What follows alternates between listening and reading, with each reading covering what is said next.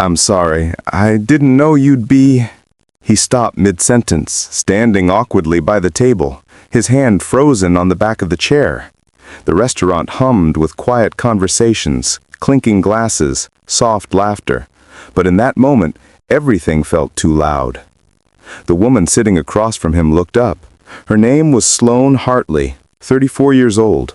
Blonde hair pulled back in a sleek ponytail, wearing a cream blazer that spoke of boardrooms and billion-dollar deals. Her hands rested on the armrests of her wheelchair. "You didn't know I'd be paralyzed," she finished for him, her voice calm, almost gentle. "It's okay. Most people don't." His name was Garrett Flynn, 29, a freelance photographer who'd reluctantly agreed to this blind date after his sister wouldn't stop pestering him. He'd expected awkwardness, blind dates always were. But not this, not the knot of guilt already tightening in his chest. "I didn't mean," he stammered. "Sit down, Garrett." Her smile was small, practiced, the kind that had been used too many times to ease other people's discomfort. "Please." He sat. The first 10 minutes were painful. Garrett fumbled through questions, overcompensating, trying too hard. Sloane answered politely, her voice steady, her eyes tired in a way that had nothing to do with the late hour. "So your sister said you run a tech company?" he asked. "I do. Hartley Innovations. We develop accessibility software." I paused, taking a sip of water. "Ironic, isn't it?" "Why ironic?" "Because people see the wheelchair before they see the CEO." Her tone wasn't bitter, just matter of fact. "I've gotten used to it." Garrett set down his menu. "That's not fair." "No," she said softly, "but it's reality." He looked at her, really looked. Beneath the polished exterior, beneath the cool composure, there was something fragile, something guarded.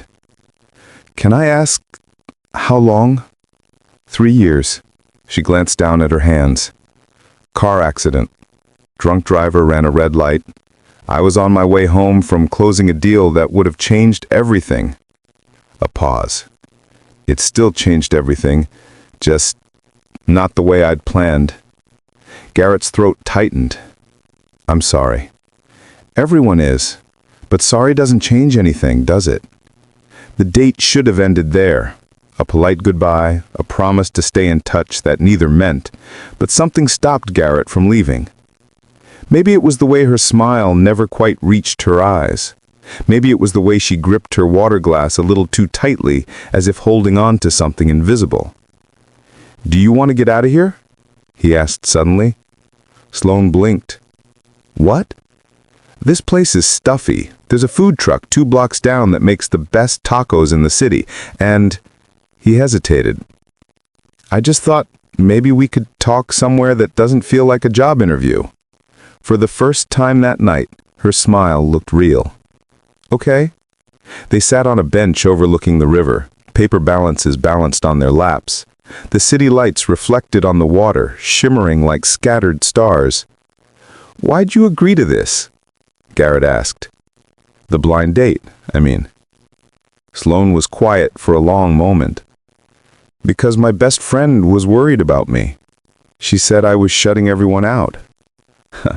She laughed softly, but it sounded sad.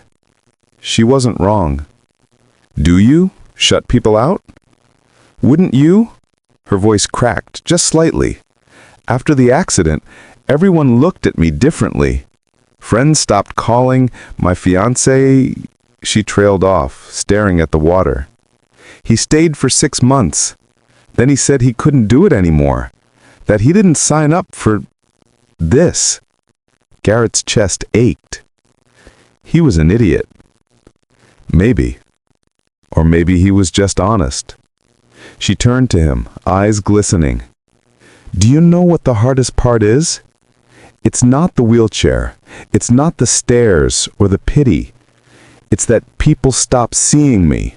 They see the chair. They see broken. They see less.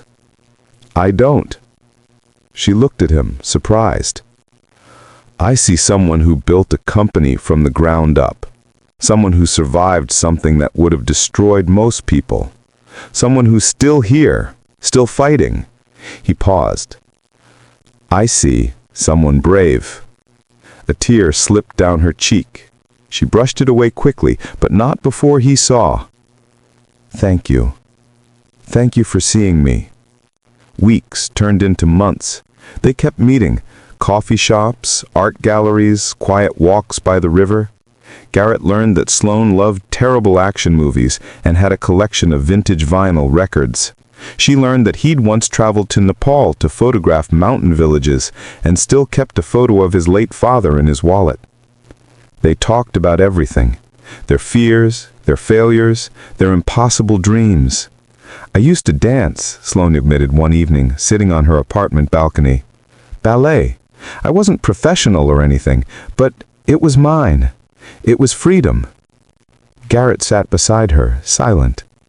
Sometimes I dream I'm dancing again, and when I wake up, it's like losing it all over again. He reached over, gently taking her hand. You haven't lost everything, Sloane. It feels like it. You're still here. You're still creating, still building. That's a different kind of dancing. She looked at him, eyes shining. How do you do that? Do what? Make me believe I'm not broken. He squeezed her hand. Because you're not. 6 months later, they stood, Sloane sat, Garrett stood beside her, at a gallery opening. Her company had just launched a groundbreaking app that allowed people with disabilities to navigate cities with ease.